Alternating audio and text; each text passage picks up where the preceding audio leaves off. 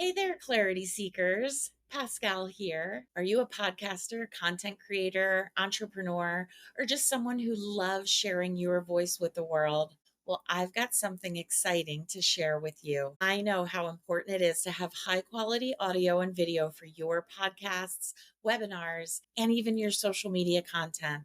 That's why I use Riverside.fm, the best tool for recording and editing professional grade podcasts and videos right from the comfort of your own home or office. With Riverside.fm, you get crystal clear audio and video quality, easy editing tools, and the ability to pull amazing video clips for your social media.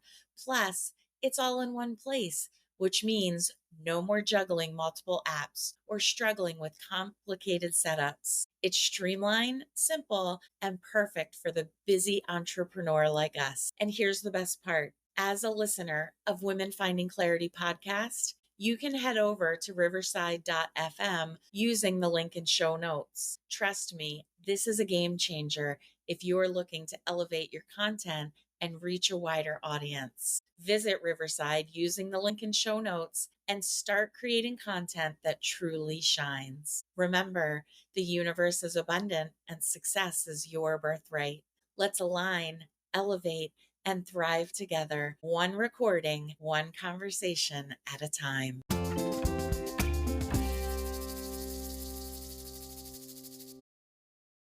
Hello, and welcome to Women Finding Clarity. I'm your host, Pascale Cook Fernandez. If you're willing to look for yourself, it's fairly easy to see that history does have a way of repeating itself, which often makes quotes by historical figures relevant even in today's world. American author of Moby Dick, Herman Melville, was quoted as saying, "A good laugh is a mighty good thing, or rather too scarce a good thing." It might not be a quote, famous quote you would recognize, but I'd argue it remains poignant even today. Humor can enrich our lives by offering perspective, creating connection, and even fostering resilience. It feels like as a society, we've lost our sense of humor, and more people are offended instead of being lighthearted. Did you know that humor can be used for stress relief and resilience? Laughter is known to reduce stress hormones and trigger the release of endorphins. These are the body's natural feel good chemicals. Laughter can provide a mental break and allow us to step back from our own challenges and regain mental and emotional clarity. Humor helps build resilience, offering a way to cope with difficult circumstances by lightening the emotional load. Have you ever been in a very serious situation but found yourself laughing? And the more you try to stop laughing, the harder you laugh. I often find myself laughing at inappropriate times, but truly believe it's just my brain's way of processing difficult circumstances or emotions. Humor can also help strengthen relationships by breaking down social barriers, by fostering trust, and creating shared moments of joy. Think about comedians who can poke fun at different groups of people while getting laughs from the same groups of people. A shared laugh can make us feel more connected and help us build rapport and community. There are definitely two comedians that come to my mind immediately. The first is Joe Coy, and the second is Matt Rife. Joe Coy is Filipino and most often making fun of not only other Filipinos, but he also gets lots of laughs, pulling in from all races and ethnicities with all of his jokes. Everyone laughs. Matt Rife shines as a comedian when he works with the audience. Audience members willingly offer up themselves for him to create material on the spot. Basically, anything goes, whether he's speaking to someone with a physical disability, someone of a different race, or even older generations. And again, everyone laughs. Humor lets us step outside of ourselves and look at situations with fresh eyes. It allows us to not take life seriously, balancing the weight of responsibilities with moments of lightheartedness. These shifts in perspective can actually reduce anxiety and increase our overall emotional well being. And let's be honest, life is better when you're laughing. A few months ago, I met a woman who uses humor to not only connect groups of people, but to also raise awareness and support those in needs.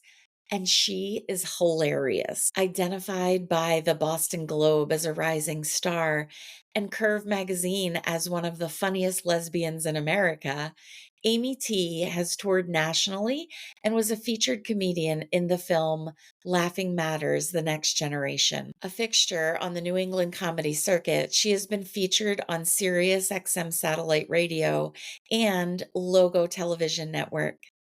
As an official In Your Own Voice presenter for the National Alliance on Mental Illness, she proudly uses her comedy act to serve as a mental wellness advocate. So, without further ado, please help me welcome my new friend, Amy T. Amy, welcome to Women Finding Clarity. Thank you so much.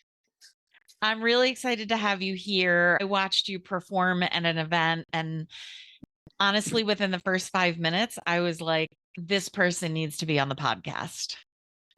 That's really nice. Thank you so much. You're so cute. So before we hit record, you're like, yeah, I'm actually more shy than anything, which I would not have gotten from you up on stage. You're such a presence. Well, I appreciate that. But yes, painful, probably painfully shy to a fault. Yeah. Put me in like that crowd. That's probably like at the beginning, you saw me in the back or like in the other room. Like, yeah, keep my Yeah. distance. I'm trying to be better about it though, like interacting but there's also like you gotta feel like for me, like I need to feel that energy, like of there's a safety component of it of like, do I feel safe in this environment to be authentic and be able to like interact and stuff. But that event that you saw me at, that was a pretty incredible event. So that was a cool one. I wasn't sure what to expect there, and I was just completely blown away at the just you could feel the energy of like all these women and there's a few men there too, but like just of support and like the vibration was just incredible.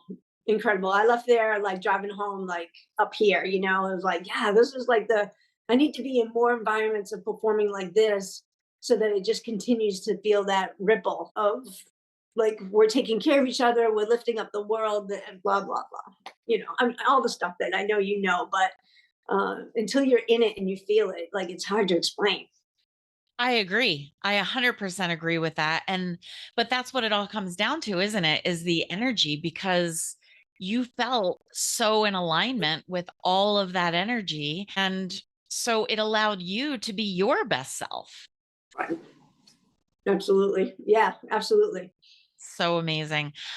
I have to say, I've never had a comedian on the show before. So as I was thinking about, this conversation coming up, and I'm like, yeah, I have no idea where this conversation's even going to go. And so as we're starting out, I think the best place to start is the way I kind of start with everyone, which is looking back at your PhD in life, everything you've been through to get to this point now. How'd you get here? What made you say, I want to be a comedian and I'm painfully shy, but I'm going to go for it anyway? I love that you said the PhD because when I do speaking engagements at like colleges and stuff, I always say that my PhD it's like my personal history degree. So I love that you said that. What made me get started? I've loved comedy in high school, and I grew up watching VH1 Stand Up Spotlight with Rosie O'Donnell, right? And every Saturday night you watch that half hour, and I was completely drawn to it, but didn't know why. And then fast forward, I used to be a very overweight teenager. I was like nearly 300 pounds, tortured, right? In high school. I grew up in high school in the 90s. So you can imagine what that felt like, struggling with my sexuality, all the things.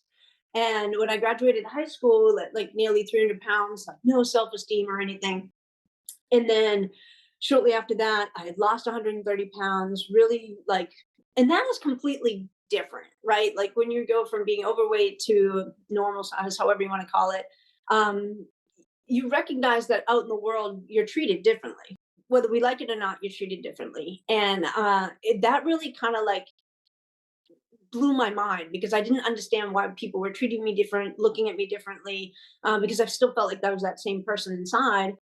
Fast forward to now, that gave me some confidence of like I'm moving throughout the world. I had a little bit more confidence, gave me the opportunity to like go fulfill some, maybe some dreams. I started doing some modeling, and then it like fulfilled my dream of wanting to become a sitcom star. And so I took a stand-up comedy class. I took an improv class first. Wasn't my thing, but I met somebody in the improv class that was like, "Amy T, you've got to try stand-up comedy. I think you'd be really good at it." And I'm like, I don't know. So we took this class together.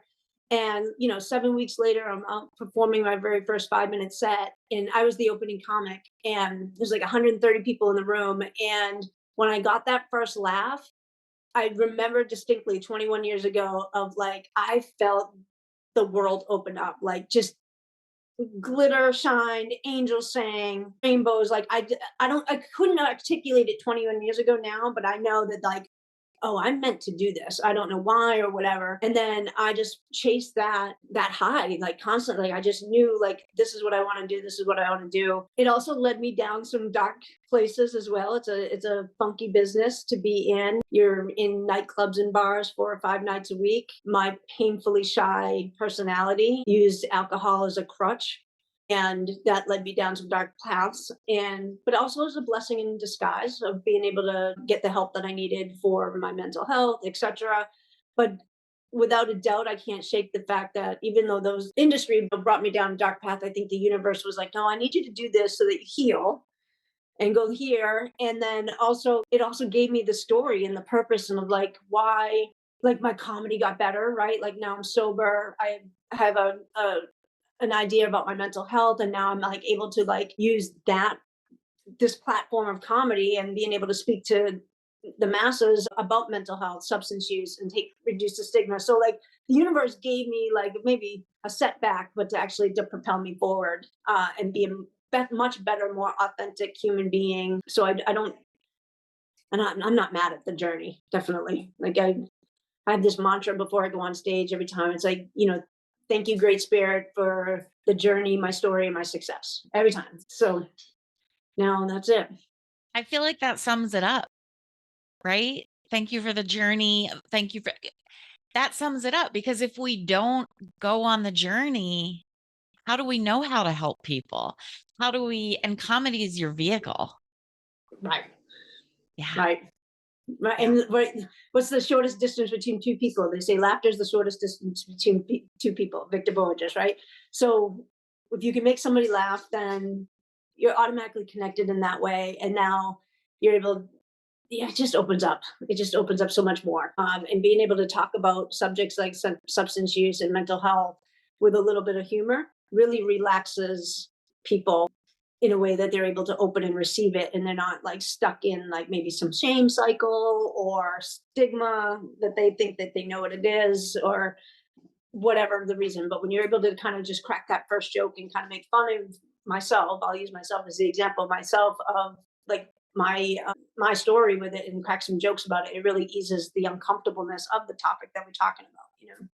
Yeah, absolutely. And when you're able to laugh at yourself, it gives the other person permission to laugh at their own self and not take themselves so seriously. Absolutely.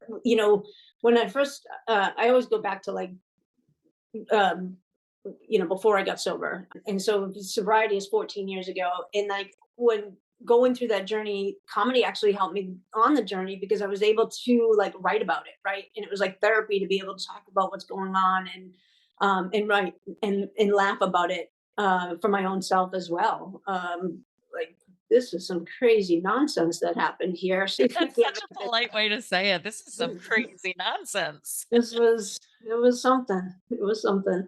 So I just want to, for a moment, circle back to the fact that you lost 130 pounds, I right? did.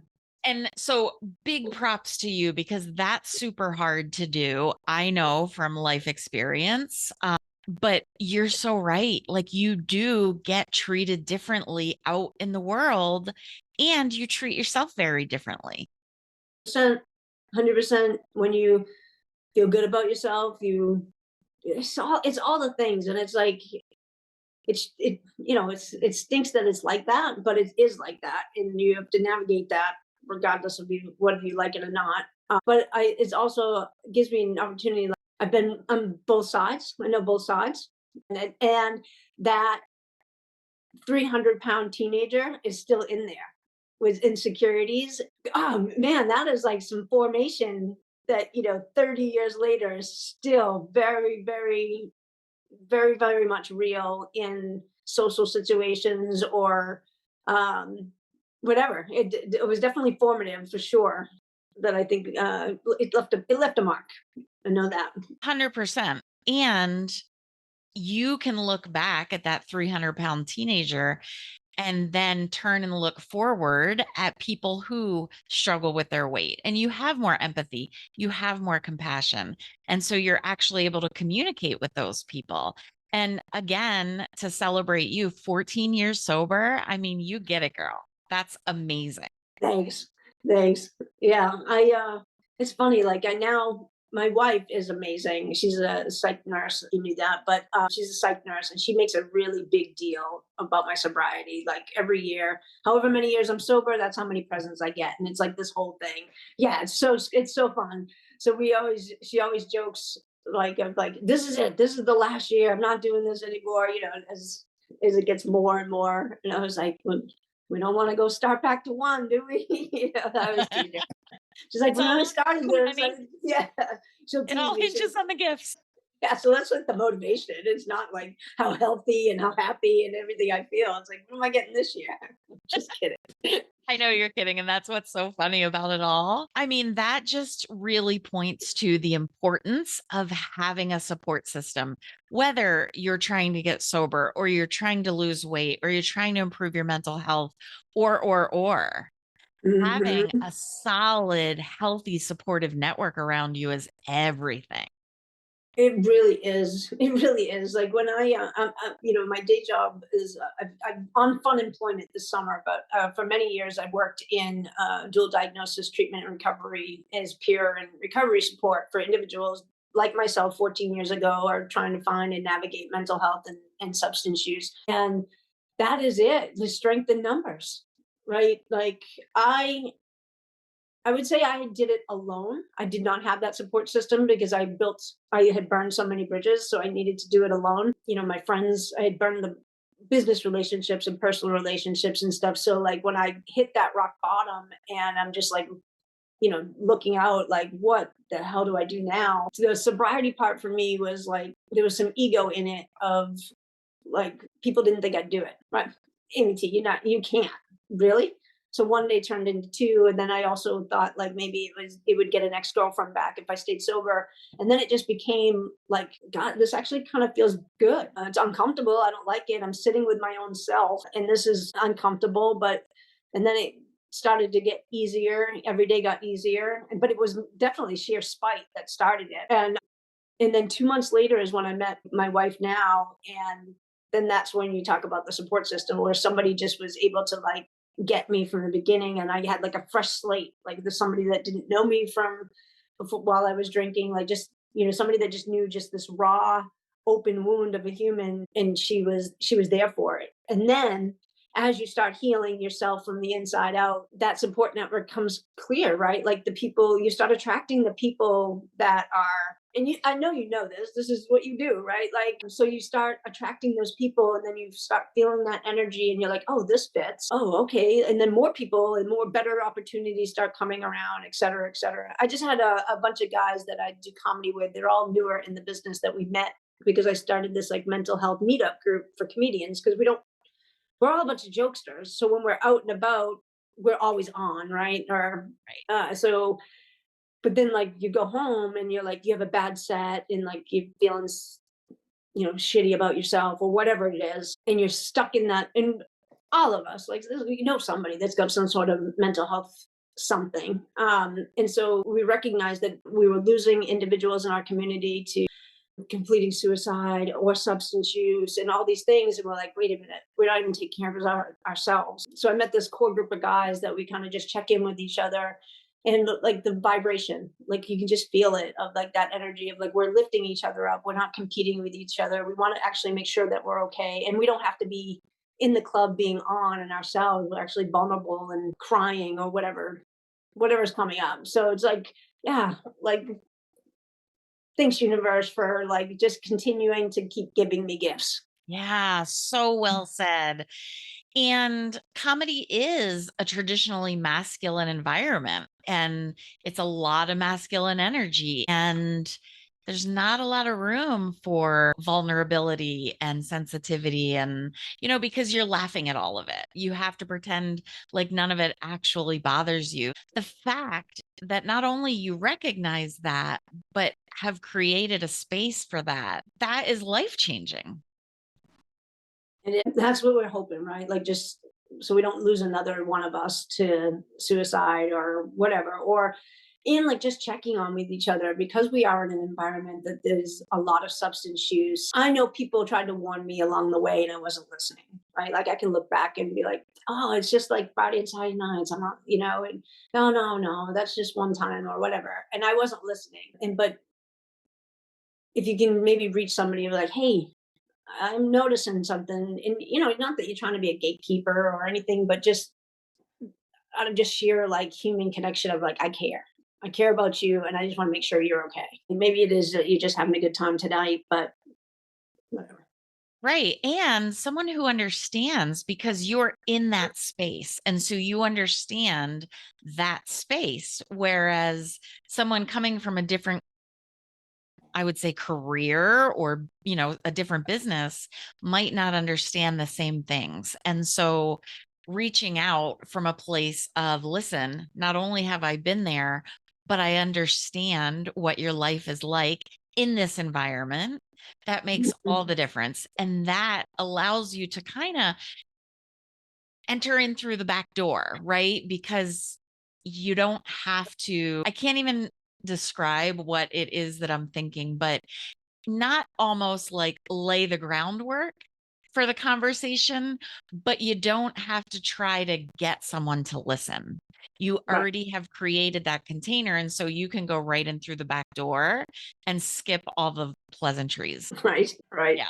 None of it's pleasant. So it's so interesting to me that as a comedian who's laughing at yourself and all the things you've been through and whatever, you're creating such potent change in the world. Thanks. I think like what I think about in the last 14 years is just like every day waking up being the best version of myself for the world, right? Like I don't want to go to Dunkin' Donuts and they make a mistake on my coffee and then somebody yells at the Dunkin' Donut. Like I'm not going to be the person that like they didn't. I know they didn't come to work today to mess up my order. Like Right. so why am I gonna like so I never want to be like the reason for somebody else's bad day or anything. So I try to just yeah, I'm full of gratitude all the time of like however small it is. Like if it's raining, I'm like, I'm so glad it's raining because now I don't have to water the lawn or my flowers. Or like, you know what I mean? Like whatever little thing I can find in gratitude, which just continues to just make bigger and bigger things. But yeah, just trying to be like the best version of myself that I can every day. Beautiful. And that's where it all starts is with gratitude. If you want to manifest anything, you have to start from a position of gratitude. And you can feel like your life sucks and everything is terrible and you've burned down your life, right?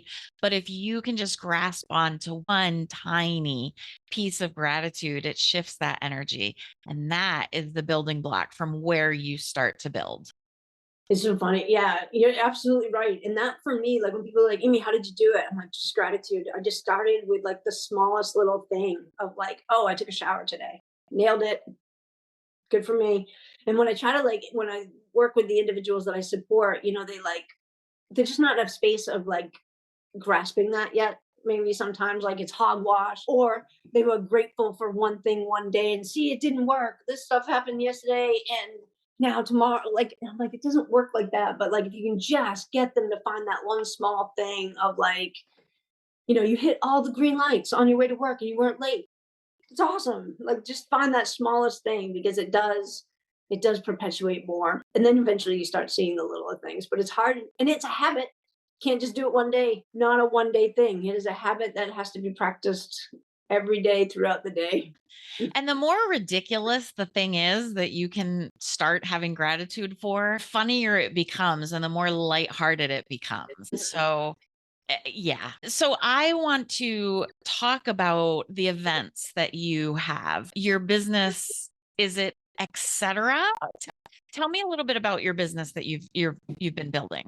So, experimental comedy therapy, which is which is also the acronym for electroconvulsive therapy, which is that play on, because I think we all could use a little shock therapy and humor in our humor. So that was where the play came from, was a playing off the ECT and using like experimental and highlighting the mental part of us. And so really focusing on giving back to the community, focusing on mental health and advocacy and awareness and talking about it so that we could reduce it has grown since I've started, like 10 years ago since I started ECT.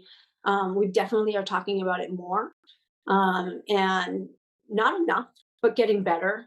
We need more resources and things like that. But it also, I think, talking about it and building community, even from a grassroots of energy, like you say, definitely makes that. So that's where that kind of started from, and then being able to like talk to colleges and college age students in hospital, going into hospitals and talking to people on an inpatient program. Like, I do a lot of work with the National Alliance of Mental Illness, and then being able to create shows and events that will benefit organizations maybe in our smaller communities that aren't, whatever that they need. The answer is always yes. And for me, like, a lot of times what I will try to do is promote a chemical free event, is what I call it, so that there's not substances at the event, so that we can start showing that we don't need that all the time. You can go out and have a good time and go out and laugh, and you can do it with seltzer or juice, or so that it's a more inclusive environment for families and other people that are in recovery. That, I know a lot of places that I perform at, people don't come because there are bars in the environment. But one of the things that was big for me when I work with individuals that I support is that I would take them to my shows and be like, you can't hide from this. Like, you can't go to the movies, you can't go bowling, you can't go anywhere without it. So you need to learn how to live with it and navigate it. Also, being able to show that you can have a good time, even if you're around it. You don't have to be, it's going to be uncomfortable, it's going to bother you, but we got to push through those things. So also a little bit of everything, a little bit of everything. Yeah. It feels to me like, especially since COVID, before that for sure, but especially since COVID, alcoholism, the normalizing drinking has just gone off the charts. Like, it just feels like everything has to involve alcohol now. Yeah. I don't know if it was during COVID so much as that we watched each other more, because Yeah. we were, right. Like, you really got into people's lives because they were posting about themselves because we were all locked down. So you got like a glimpse. And I remember seeing that a lot of like actually watching my friends going, Do I need to like check in because this is not healthy?" And then you're like, well, and then you start making excuses for it, like, well, this is an unprecedented time, right? Like, this isn't going to last forever. And then I also saw like a shift during COVID of people like taking a step back of like, whoa, right? Like, now we started dry Januaries or sober October or whatever, some of those like trendier things that people started recognizing that they did feel healthier. But there is just a normal thing of like everything, right? Like, moms bringing their mom juice to the kids' soccer. It's Yeah. just, it's mind blowing, but and it's so like, I'm not shitting on anybody that drinks. That's not my thing. That's not what I'm trying to do. But it really does become like we don't do that. We don't do anything without it. Like, for a long time, I lost a lot of my friends because they weren't calling me because that's what they did. And it's like, well, I still like to go out to eat, but it became like a smoke and mirrors, right? Like, if I'm not drinking, it kind of like made them turn inwards. That filtered itself out in on its own. But like, now it's like I'll call my friends and be like, "You wanna go for an ice cream? Do you wanna go for a walk? Do you wanna go do something, like, I don't know, you wanna go antiquing or something? Like, let's just go do something that doesn't have to, like, center around that." And not because I have a hard time being around it, it just becomes complacent or something. There's just so much more that we could do, I Yeah. think. Yeah. And I think that's what it is just complacency. I think the more we're around it, the more it's normalized, the more, I have drinks sometimes and fine, but I don't feel like I need to have it. On the other side of that, conversely, for me, it's food, right? Mhm. Like, snacks at night. Oof, I feel like I have to have them. So it Right. doesn't matter what the thing is that's your vice, it's not allowing that thing to take over. Yeah, Yeah. we could go on a food we could do a whole nother podcast on a food thing. I know, right? But yeah, like it's weird. And then you like just wonder, like I look at and I wonder how like comfortable people are. Like do they recognize, are they happy? Or has it become such a habit that they just don't know how to get out of the cycle? I don't know how people afford it. I don't know how people Right. afford going out. And seriously, like, yeah. Yeah. And again, no shade by any means. Like, do you, if you're happy and you're healthy and this makes you, if you're happy, that's all I care about. I don't care. But, That's it. uh, I mean, that's 100% it. And if you need the support to get healthier or to get healthy, then you're there and mhm, you're an advocate and you're an ally. And that's amazing. absolutely. Yeah. Absolutely. I feel like you're a perfect example of turn around and look at where you've been. How can I use where I've been to shine a light for people who need it moving forward? And so, first of all, in my mind, when I said, is it etc.? In my mind, it was ETC, not ECT. And I know the answer to this, but I'm going to ask it anyway. You do offer dry events and you do encourage dry events, and you will still work at events that are serving alcohol. Yes. Oh, absolutely. I can't, in this industry, I can't get away. I wouldn't survive if I tried to just do dry events. But if I get to have the opportunity to produce an event for somebody, we talk about it like what's the event for. So like I worked with Amesbury Pact the last couple of years, and we just put on a whole thing. And then one of the local restaurants in town, like they have mocktails. So they have a whole business of mocktails. They came in, they donated, they set up a bar so that they, and they were like, yeah, it was super cool. And it looks like one of these like mojito type things that you would see. So like even, so it was still a great time. And, there's like 70, 80 people at this event having a blast, but we're particularly promoting it for the all around health, mental health, substance use health. So yes, I cannot get away in this industry of working without it because again, like I'm doing like chunky cinema pub this weekend, like movies, bowling alleys, they're everywhere. That's the people do want to go out and have a couple of drinks when they go out. That's a lot. That is the lifestyle of our. And I also wanted to tell you, like ECT is also the acronym of how I try to live my life. Be responsible for the energy I bring in this world, and practice compassion and tolerance. So that it was like a full thing. I have chills all over my body because that's so beautiful. And that truly is the energy that you emanate. Again, immediately, I was like, oh, yeah, I need to know her. Thanks. Within 5 minutes, I was like, So I was definitely drawn in. So my question then becomes, what is the best way that we as listeners, we as people who are looking in at your story can support you? Is it, through scheduling events with you? Is it through bringing you into outreach places? Tell me what's the best way we can support you. That would be amazing, right? Like if you have an organization that would, directly connect to like mental health or substance use or anything actually, right? That we could like just, if somebody can hear me talk and hear my humor, it's gonna touch somewhere, and then I can always tailor it too, right? If you want a little bit more mental health or substance use or whatever. But yeah, I think that it is like getting the conversation going, and then like that connection through laughter just continues that ripple effect, and that lifts everybody up. So, and I'm always like the answer is always yes, especially for any kind of organization. I'm, I've done everything like domestic violence, right? Like, of course, like the answer is yes. Like, how am I able to do what I love to do that I actually need to do to survive, right? Like this is like how I put one foot in front of the other every day. How do I get to do that? And then also be able to give back at the same time. So it's like this win-win thing. Like it's like, oh, MT, you're getting paid to do this. I know I am, but it's a win-win all the way around. Like I need to do this as well. Absolutely. And the beauty of what you do and the vehicle that you've chosen to do it in is that people don't have to say, I need help with my mental health. They don't have to be in that place. They can just be out for a night out, and something that you say through comedy, you're able to put your message out there that just strikes a little nerve, that just gives them a spark of a inspirational thought that says, I could do this differently. I could be different. There is something else. There is a different way. And so, again, it's like going in through the back door. You don't have Mhm. to lay out the red carpet. You're meeting people where they are.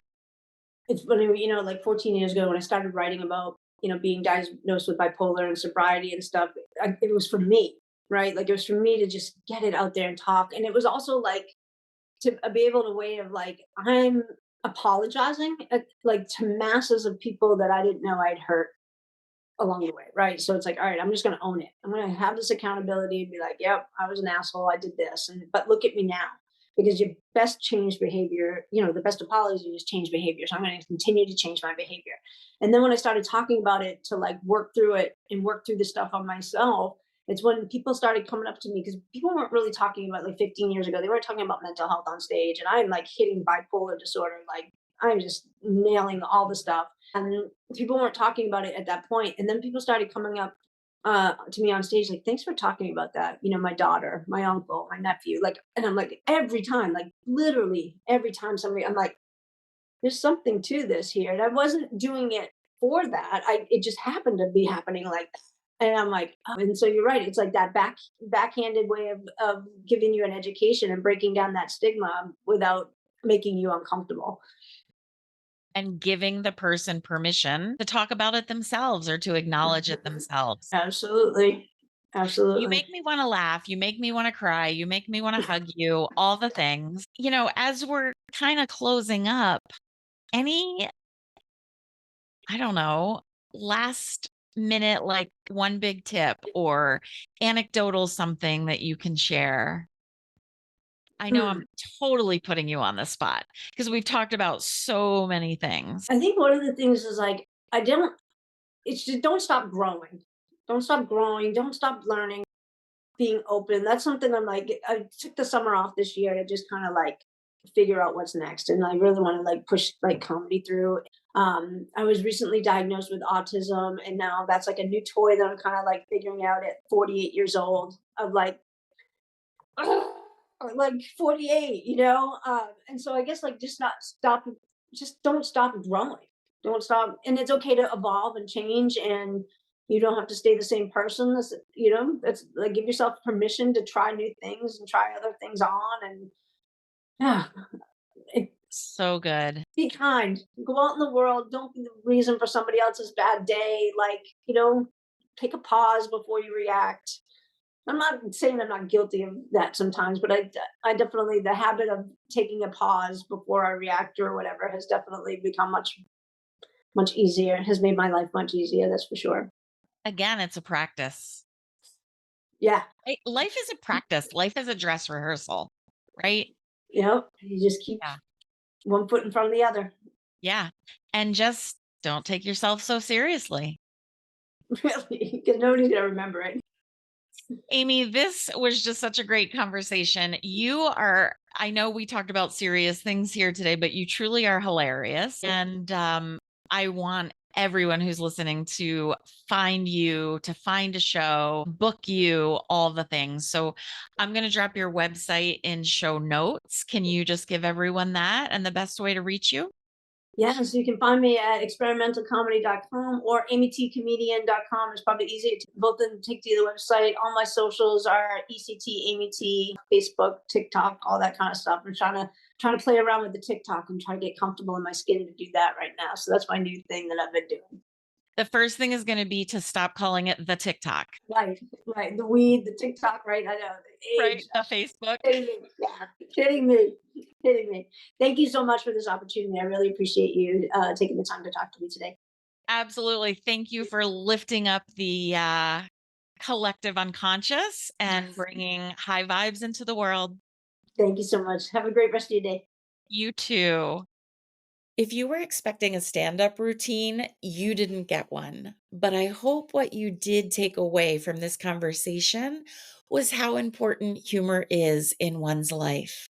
Using her comedian stage, Amy T supports causes near and dear to her heart while making difficult conversations not only possible, but successful. If you're ready to connect or reconnect with your inner power, gain clarity on your path, and feel confident moving forward with purpose, intention, and maybe even a dash of humor, visit www.womenfindingclarity.com/appointments and schedule a call with me. Whether you're navigating a life transition, seeking greater fulfillment, or simply ready to put yourself first, this session will leave you with renewed energy and clear direction. It's time to rediscover your power and step into your life, the life you deserve. Remember, the universe is abundant and success is your birthright.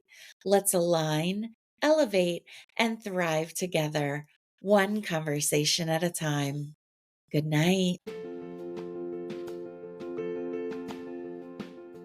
Thank you for being in our Women Finding Clarity community. If you're enjoying this podcast, please consider leaving us a 5-star rating and review on your favorite listening platform and share it with someone you know so they can find clarity from the conversation as well.